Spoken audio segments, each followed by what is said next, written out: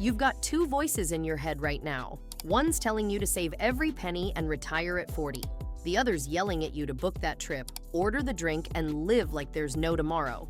Welcome to 2025, where Gen Z is being pulled in two directions harder than ever.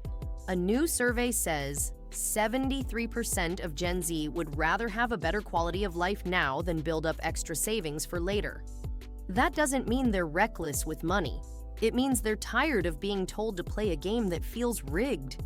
You can't save your way to peace when the system feels like it's constantly working against you. This generation isn't short on financial advice.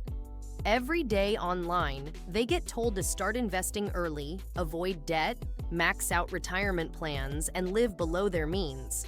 But when you dig into what Gen Z is actually dealing with, it's clear why so many are rethinking those plans. The money just isn't adding up. Over 40% of Gen Z say they're barely getting by. Nearly half run out of money before the end of the month. Only 16% feel financially secure. It's not because they don't work hard. It's because they're trying to survive in an economy that feels like it was built for someone else. Right now, the average Gen Z adult holds over $94,000 in personal debt. That includes credit cards, car loans, personal loans, and student debt. And that student loan part is brutal. Over half of Gen Z borrowers say their student loans are stopping them from saving, investing, or even moving out. On average, they're paying over $500 every month just toward loan payments. That's not a small hit when your rent's climbing and your income isn't keeping up. With numbers like that, it's not shocking that only 20% of Gen Z are saving for retirement. A lot of them want to. But when your paycheck barely stretches through the month and you're stuck between interest charges and rent increases, retirement can feel like a luxury item, not a priority. Even though the economy technically looks better on paper, that paper doesn't reflect real life. Wages have gone up a little, but so have housing costs, groceries, healthcare, and basically anything that requires a card swipe. For many young adults, the only things that haven't gone up are their chances of buying a home or building long-term savings. Only 3% of all homebuyers today are Gen Z. 3%. That's partly because of high debt loads, but it's also about mindset. Owning a home used to be a sign of stability. Now it feels like a burden that a lot of people can't afford. Some would rather rent forever than sign a 30-year mortgage that eats up half their income and locks them to one place. So where does all that pressure lead? It leads to something called soft saving. That's where Gen Z has landed. It's a shift away from rigid goals like early retirement or home ownership and towards something more flexible. It's not about giving up, it's about adjusting. Soft saving means you're still budgeting, still putting money aside, but not in a way that makes your life miserable. You're not skipping every coffee or vacation. You're not eating dry rice for dinner 5 nights a week. You're saving what you can, when you can, and giving yourself permission to enjoy the now. And this isn't just a theory. The numbers back it up. A recent survey showed that 84% of Gen Z set aside at least part of each paycheck. And 57% say they follow a budget. They're not financially clueless. They're just not interested in sacrificing their mental health or daily happiness for a distant financial goal that may or may not pan out. Instead of early retirement, Gen Z is talking about things like mini retirements. These are short breaks from work to travel, rest, explore passions, or change direction. It's the opposite of grinding for 40 years just to enjoy life at 65. Some are choosing remote work so they can live in cheaper areas or even overseas. Others are building flexible careers so they can work part-time and avoid burnout. It's all about finding ways to feel free without being financially reckless. You can have fun now and still be smart with money, but you have to be intentional. Start by budgeting for your joy.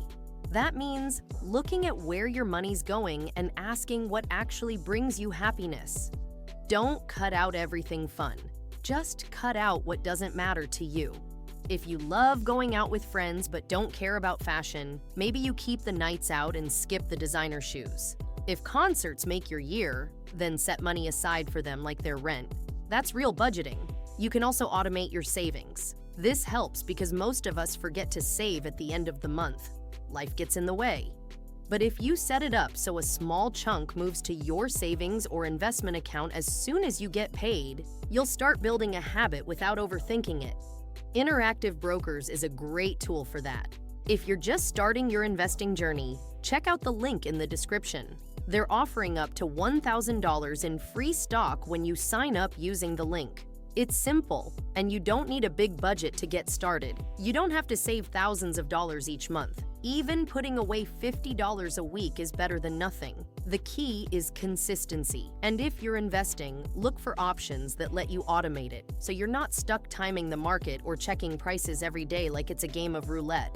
Another thing that helps is setting realistic goals. You don't have to aim for millionaire status. Maybe your goal is to have a 3-month emergency fund, or to pay off a credit card this year, or to take one guilt-free vacation without debt.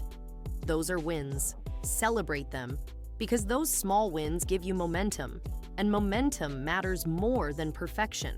You can also rethink what success looks like for you. For past generations, success was about owning a home, having a stable job, and retiring with a gold watch.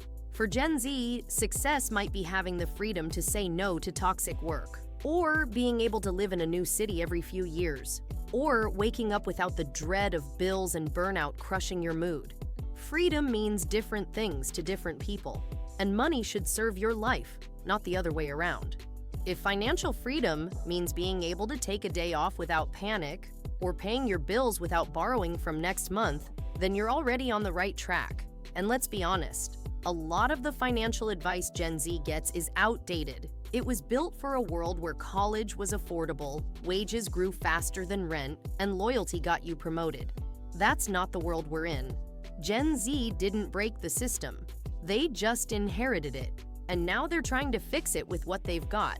They're using side hustles to fill gaps. They're building digital income streams. They're working flexible jobs, starting small businesses, trading skills online, and creating careers that don't fit the old mold. They're not lazy. They're efficient. They're figuring out how to live well, not just live to work. Some critics call that selfish. But if you've been through a global pandemic, student debt, inflation, and a broken housing market before age 30, you've earned the right to put your mental health first. You've earned the right to spend a little on joy without guilt. This generation is choosing to adapt. That's not weakness. That's intelligence. They're not giving up on financial security. They're just building it on their own terms. So no, you don't have to choose between YOLO and FIRE. You can blend them. You can build a life that includes both discipline and delight. You can invest while still buying the coffee. You can save for the future while living a full life today. Are you saving, spending, or balancing both? Let me know in the comments below where you fall on this spectrum, and don't forget to like and subscribe while you're there.